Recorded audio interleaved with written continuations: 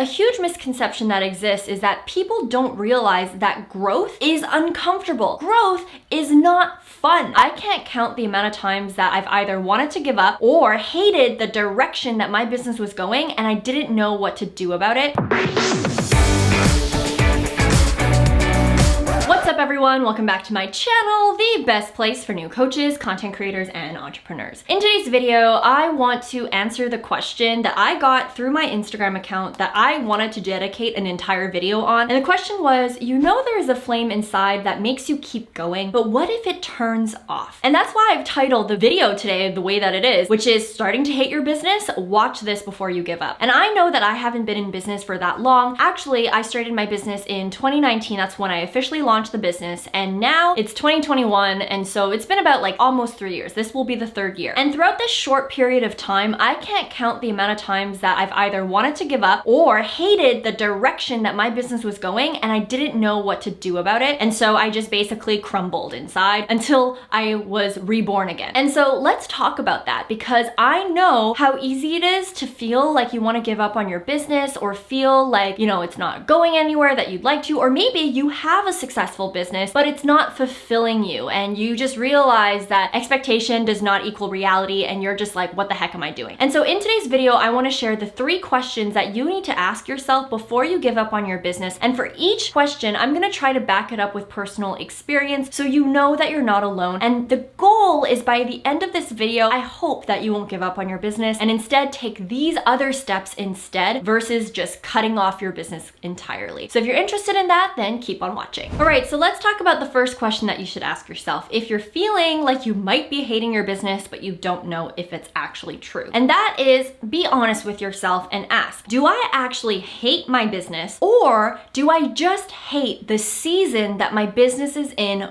right now? These are 2 very different things. There is one thing about hating your entire business, not feeling attached to your mission, not really feeling attached to the goals you set, versus feeling uncomfortable. Because a huge misconception that exists is that people don't realize that growth is uncomfortable. Growth is not fun. Every time I go through a growth period, I basically break down and cry because it feels so hard and it feels so painful. What you have to realize is that the result of growth is when you start feeling great. But if you don't push past that discomfort and you decide to give up, then you'll never grow. And another thing that you have to realize is the goals that you've set in business, most people, they set goals because they want to achieve something that they've never done before. You wouldn't set goals based off of things that you've already done. Your goals should be uncomfortable. So it doesn't make sense for you to think that the process to get to those goals is going to be fine and dandy. And I want to share my screen and show you and explain to you what the valley of despair looks like so that you can catch yourself before you give up on your business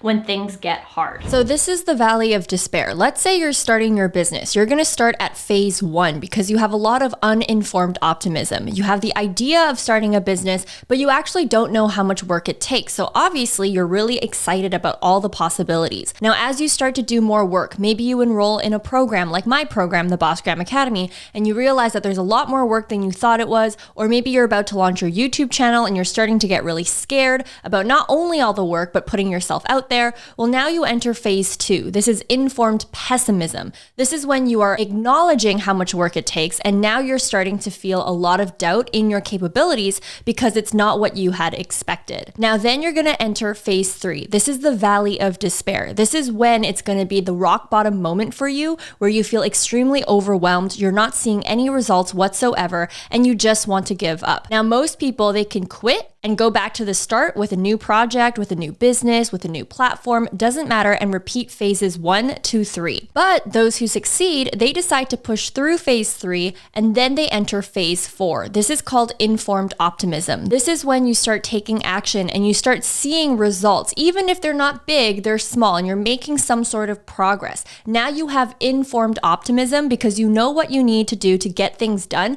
and you feel optimistic about your future. Then lastly, you enter phase 5. This is success and fulfillment. all the fruits of your labor are really coming to fruition, and you really start seeing the momentum and the success that you had put in throughout all these 5 phases. Now, let's say you're like watching this video and you're thinking to yourself, no, I don't think it's the season that I'm in. I think I actually genuinely don't like my business. Well, before giving up and thinking I'm not cut to be an entrepreneur or I should just close shop entirely, ask yourself if you would be willing to pivot instead. And this is where I really want to embed some personal examples. For me, today, as of right now, I help content creators and new coaches get visible and get paid. And what that means is I help you get visible with social media and get paid with business strategy. That's what I do. But I wasn't doing this all throughout 2019 until now. I have pivoted a few times. However, I'm still in business. I'm still working with clients. That has never changed. I'm still doing YouTube videos. I never gave up on that. But I made minor adjustments and tweaks to my business to the point where I now feel happy with what I'm doing. And that's not to say that I will never pivot again. What makes you happy now may not make you happy 6 months down the road, a year down the road, once you start collecting more experiences, once you start collecting more data, and once you just start growing as an individual. It is absolutely normal that over time in business, you no longer feel connected to what you're doing. But that does not mean that you should give up entirely when it comes to being an entrepreneur, being a business owner. It could just mean you need to make some adjustments, whether that's an adjustment in your product suite, whether that's an adjustment in the niche, an adjustment in your team or your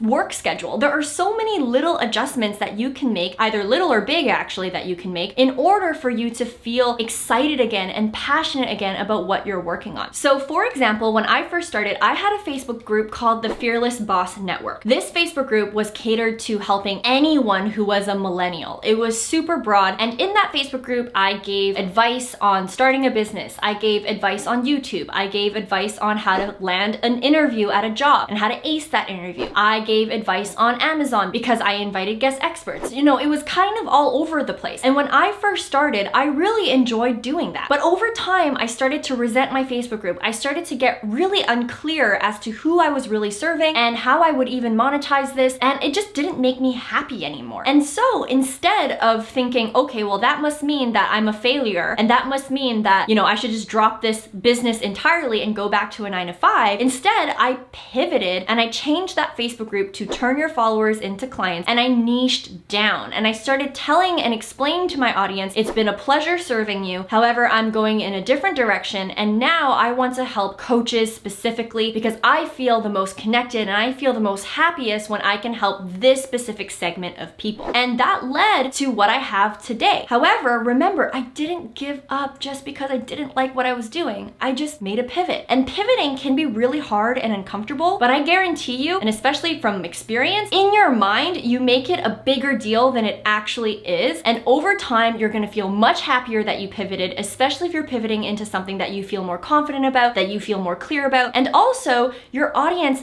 doesn't mind either. And even if you might feel sad that you're gonna lose a few followers or that you're gonna lose a few customers by pivoting, what you have to realize is the moment that you, as the business owner, start showing up differently because you're happier, you're more confident, you're gonna attract a whole other slew of new customers, new followers that are 100% ideal for your business and that make you super happy to even have this business in the first place. I gave an example about niching down, and if you're interested in learning more strategies on niching down or even how to get started in the first place when it comes to creating an online business, make sure you visit my free training at www.followerstoclients.com. In this training, I also share my journey and I give really awesome tips and strategies when it comes to niching down for your business. The link is in the comment section or in the description box below. Pivoting my niche and niching down a little bit from what I was doing before in 2019. Another good example that I want to share with you is my program, the Bossgram Academy. This is my paid program where I teach people how to create their own coaching or consulting businesses, and by the end of that program, they're able to turn their followers into clients and basically launch their business. When I first started creating this program, I was super happy with it. I was very excited to sell it. I was just over the moon in love with my product. But over time, as I started to get more experience, as I started to work with more people, I started to fall out of love with my own product. Now, I had two decisions that I could make. I could either give up on this product entirely and create a new product that would make me happier, which is fine, or I could make adjustments to my current product until I loved it again. And so this is what I did. it. Instead of spending more time and energy to create a whole new product, I basically rebranded the Boss Gram Academy and went from an old logo to a new logo, an old look and feel to a new look and feel. I redesigned the entire curriculum, refilmed everything, added new content, removed content that I was no longer aligned with, updated the sales page, everything. And today